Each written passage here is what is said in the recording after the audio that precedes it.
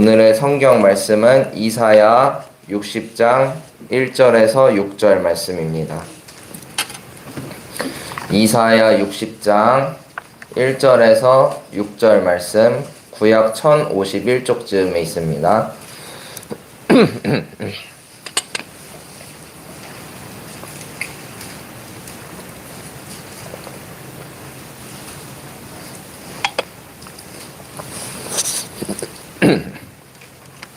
이사야 60장 1절에서 6절 말씀을 한 절씩 교독하시고 마지막 절은 함께 읽겠습니다. 예루살렘아, 일어나서 빛을 비추어라. 구원의 빛이 너에게 빛이었으며 주님의 영광이 아침 해처럼 너의 위에 떠올랐다. 어둠이 땅을 덮으며 짙은 어둠이 민족들을 덮을 것이다. 그러나 오직 너의 위에는 주님께서 아침 해처럼 떠오르시며 그의 영광이 너의 위에 나타날 것이다. 이방 나라들이 너의 빛을 보고 찾아오고 뭇 왕이 떠오르는 너의 광명을 보고 너에게로 올 것이다. 눈을 들어 사방을 둘러보아라. 그들이 모두 모여 너에게로 오고 있다. 너의 아들들이 먼 곳으로부터 오며 너의 딸들이 팔에 앉아서 올 것이다. 그때 이것을 보는 너의 얼굴에는 기쁨이 넘치고 흥분한 너의 가슴은 설레고 기쁨에 벅찬 가슴은 터질 듯 할 것이다. 풍부한 재물이 백길로 너에게로 오며 이방 나라의 재산이 너에게로 들어올 것이다. 많은 낙타들이 너의 땅을 덮을 것이며 미디안과 에바의 어린 낙타가 너의 땅을 뒤덮을 것이다. 스바의 모든 사람이 금과 유향을 가지고 와서 주님께서 하신 일을 찬양할 것이다. 아멘. 오늘도 이 새벽에 주시는 하나님의 은혜로 한 주간을 당당하게 승리하는 우리 모두가 되기를 소망합니다.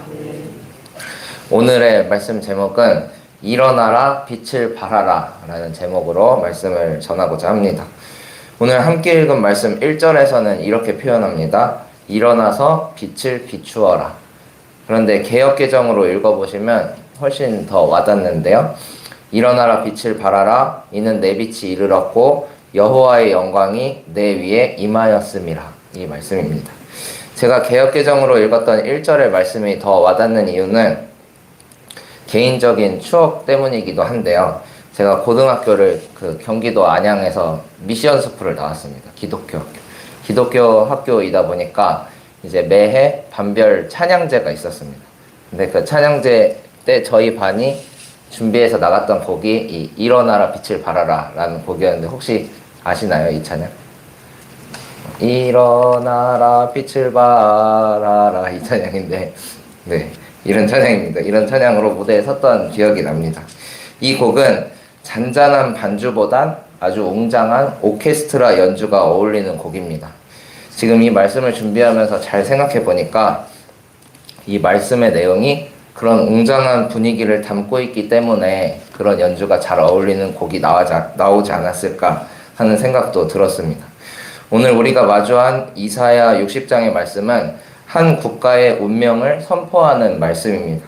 작은 개인이나 집단이 아닌 한 국가의 운명을 선포하는 내용이다 보니 음악도 웅장한 분위기를 연출하는 것이 더 자연스러워 보입니다. 이사야 60장부터 선포되는 말씀은 바벨론 포로기 후에 예루살렘으로 돌아올 이스라엘의 구원의 날에 대해 선포하고 있습니다. 이사야 선지자가 활동했던 시기는 아수르라는 나라의 왕 사네립의 침입으로 겨우 이스라엘의 예루살렘 성만 남은 그런 비참한 상황이었습니다. 이사야 선지자는 이사야 선지자는 이스라엘이 경건하지 못했고 우상 숭배와 죄악으로 가득 찼기 때문에 심판을 면하지 못할 것이라고 예언하면서도 종국에는 자비로우신 하나님의 은혜로 열방의 제사장 나라가 될 것이라고 선포하고 있습니다. 실제로 이사야가 활동했던 시기보다 100년이 지났을 때 이스라엘은 바벨론에 의해 패망하였고 포로된 삶을 살았습니다. 또 얼마 지나지 않아 다시 예루살렘으로 돌아오는 회복의 은혜를 경험했습니다. 이런 상황을 100년 전에 이사야 선지자는 미리 바라본 것이죠. 그래서 그것을 미리 바라보고 이스라엘에게 임하실 하나님의 구원을 선포했습니다. 그들의 미래를 하나님께서 바꾸어 놓으실 것이라고 예언하는 대목이 바로 오늘 본문의 말씀입니다. 이사야의 예언에 따르면 이스라엘 백성들은 이제 포로 생활에서 귀환하여 모든 나라와 왕들을 향한 빛의 사명을 부여받게 됩니다. 따라서 1절에서 밝히고 있는 예루살렘은 예전부터 평탄하게 지켜오던 그 성읍이 아니라 잃었다가 다시 찾게 된 새 예루살렘이었습니다. 원래 가까이 있으면 귀한 줄 잘 모르다가 잃어버리고 나면 너무나 귀하게 여겨지는 법이죠. 이스라엘 백성들에게 하나님이 거하시던 처소 예루살렘은 그런 대상이었습니다. 우상숭배와 죄악으로 인해 하나님의 심판을 받으면서 그들은 잃어버린 예루살렘을 사무치게 그리워했습니다. 하나님의 따스한 손길이 그리웠습니다. 하나님께서는 우리를 벌하기도 하시지만 종국에는 다시 일으켜 세워주시는 분이기에 이스라엘에게도 은혜를 베푸셨습니다. 그 은혜를 1절에서 이렇게 선포합니다. 예루살렘아 일어나서 빛을 비추어라. 구원의 빛이 너에게 빛이었으며 주님의 영광이 아침 해처럼 너의 위에 떠올랐다. 이스라엘 백성들에게 예루살렘은 고향 땅 그 이상의 의미가 있었습니다. 아브라함 때부터 역사를 이어온 이스라엘 백성의 영적 구심점이었습니다.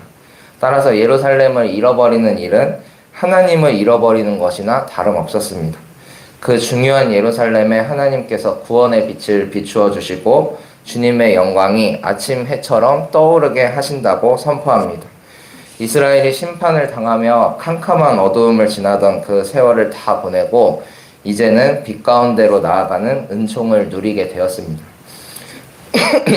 우리에게도 우리를 하나님께로 인도하는 영적 구심점이 있습니다. 이스라엘에게 예루살렘이 있었던 것처럼 대표적으로 교회가 그런 곳이 될 수 있습니다.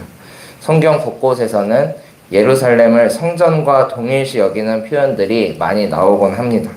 우리도 더욱 주님을 사랑하고 더욱 교회를 사랑하여 하나님의 충만한 빛 가운데 살아가게 되기를 소망합니다. 이스라엘이 겪었던 어두움은 이제 이방 민족에게로 옮겨갔습니다. 2절을 보시면 어둠이 땅을 덮으며 짙은 어둠이 민족들을 덮을 것이다 라고 합니다. 이스라엘을 제외한 열방은 어두움에서 살아가고 오직 예루살렘만은 하나님의 영광으로 빛을 발하게 됩니다. 여기서 어두움은 억압과 죄를 의미합니다. 주님께서 예루살렘 위에 아침 해처럼 떠오르시며 그들의 모든 억압과 죄를 거두어 주시고 주님의 영광을 그 위에 나타내 주실 것이라고 합니다. 하나님의 은총으로 어두움에서 빛으로 옮겨간 이스라엘 백성들은 이제 포로에서 해방된 존재, 그 이상의 존재로 발전하게 됩니다. 이방 민족에 붙들려 아무 힘도 쓰지 못했던 초라한 모습에서 벗어나 하나님의 은총을 입은 유일한 빛의 자녀로 그 사명을 감당하게 됩니다. 3절에 보니까 이방 나라들이 너의 빛을 보고 찾아오고 뭇 왕이 떠오르는 너의 광명을 보고 너에게로 올 것이라고 하죠. 이젠 이스라엘이 제사장 나라가 되어 그 역할을 감당할 때가 도래했습니다. 죄와 억압에 눌린 어둠 속에 있을 땐 상상도 하지 못했던 일들이 벌어진 것입니다. 이스라엘은 이제 빛의 자녀, 제사장 나라로서 이방 민족에 하나님의 빛을 드러내는 위치에 서게 되었습니다. 우리의 삶도 마찬가지입니다. 나의 죄, 나의 형편으로는 어두움을 면치 못하는 신세이지만 하나님께서 우리에게 빛이 되어주시고 그 영광을 우리 머리 위에서 나타내실 때 우리는 비로소 빛의 자녀가 됩니다. 에베소서 5장 8절은 분명히 밝히고 있습니다. 여러분이 전에는 어둠이었으나 지금은 주님 안에서 빛입니다. 빛의 자녀답게 사십시오. 데살로니가 5장 5절에서도 선포합니다. 여러분은 모두 빛의 자녀요 낮의 자녀입니다. 우리는 밤이나 어둠에 속한 사람이 아닙니다. 우리를 비추시는 하나님의 놀라운 빛, 그 광명 속에 살아갈 때 우리의 모든 죄와 억압이 사라지게 될 줄로 믿습니다. 모두 빛의 자녀답게 빛 가운데로 당당하게 나아가는 우리가 되기를 바랍니다. 빛의 자녀된 우리는 이제 독단적으로 살 수 없는 존재가 되었습니다. 어두움은 숨고 가리고 쥐죽은 듯 살면 아무도 모르지만 빛은 결코 그렇지 않습니다. 빛의 중요한 속성 중에 하나는 새어 나간다는 것입니다.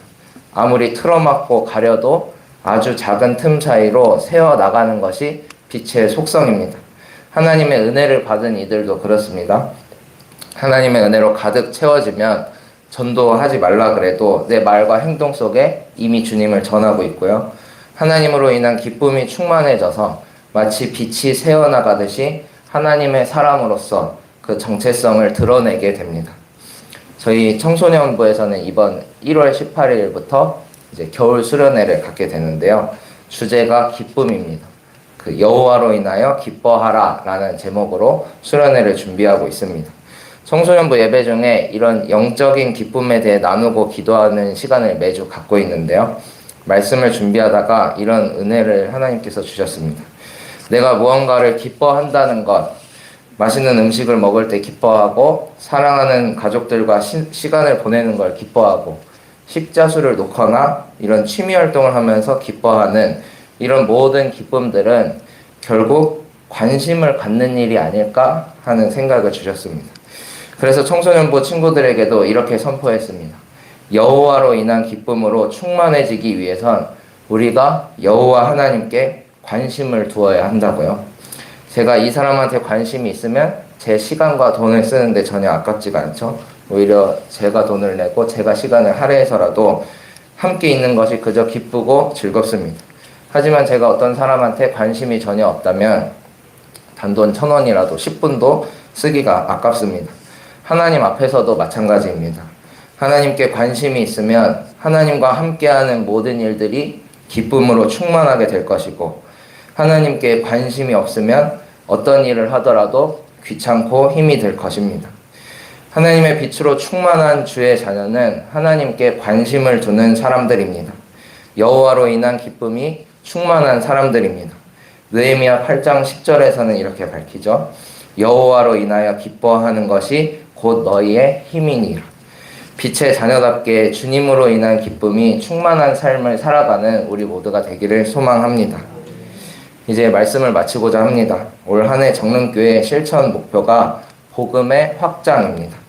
담임 목사님께서 한 해 사역 목표를 정하시고 선포하시면서 이렇게 말씀하셨습니다. 지난 한 해 창립 70주년을 보낸 정릉교회가 더 낮은 곳으로, 더 외진 곳으로 복음을 나눌 수 있기를 바란다고 하셨습니다. 덧붙여서 이 얘기도 하셨는데요. 불영과 불행이라는 말이 있다고요. 물은 웅덩이를 채우지 않고는 앞으로 나아가지 않는다라는 뜻이라고 합니다.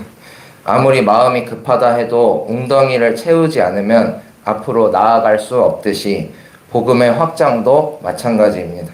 먼저 우리 속을, 우리 안을 복음으로 채우지 않으면 복음의 확장이 불가능합니다. 저는 오늘 이 이사야서의 말씀이 우리에게 큰 은혜를 주고 있다고 생각합니다. 그 물 웅덩이를 채우는 것은 우리의 힘이 아닙니다. 우리의 고행이나 단련, 인내와 노력이 아닙니다. 오직 우리에게 주시는 크고 놀라운 빛, 주님께서 주시는 광명이 우리를 비출 때 우리의 웅덩이가 가득 채워지게 될 줄로 믿습니다. 그 은혜를 구하며 나아가는 정릉교회가 되기를 소망합니다. 우리가 주님의 빛을 간절히 구하며 나아갈 때 온 열방이 우리에게 임한 그 빛을 보고 찾아오고 그 광명을 따라오게 되는 역사가 일어날 줄로 믿습니다. 기도하시겠습니다.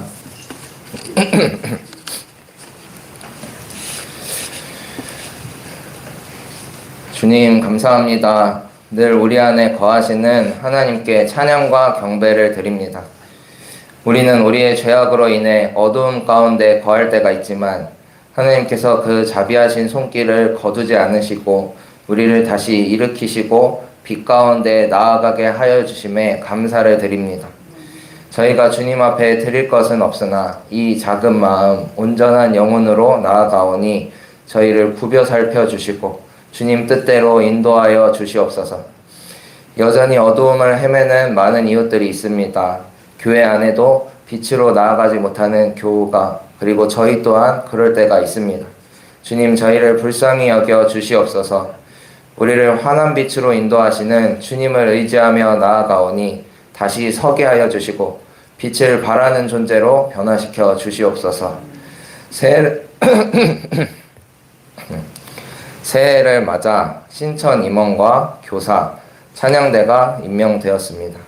주님께서 허락하시고 세워주신 귀한 직분, 부족함 없이 감당케 하여 주시고 여호와 하나님께 관심을 두어 그 기쁨으로 충만한 주의 자녀들 되게 하여 주시옵소서. 1월 18일 청소년부 수련회를 준비하고 있습니다. 여호와로 인하여 기뻐하라 라는 주제로 수련회가 진행될 때에 학업과 관계의 스트레스로 억눌린 우리 아이들의 삶에 기쁨의 빛이 스며들게 하여 주시고 하나님으로 인한 기쁨을 강력히 경험하는 은혜의 시간 되게 하여 주시옵소서. 이제 월요일 한 주간을 시작합니다. 일터와 가정, 주어진 모든 자리에서 어두움은 물러가고 주님의 빛으로 충만한 자리 되게 하여 주시옵소서. 이 시간 귀한 예물 주님 앞에 드린 손길이 있습니다. 주님께서 받아주시고 선한 일에 사용하여 주시옵소서. 살아계신 예수님의 이름으로 기도합니다. 아멘. 하늘에 계신 우리 아버지여,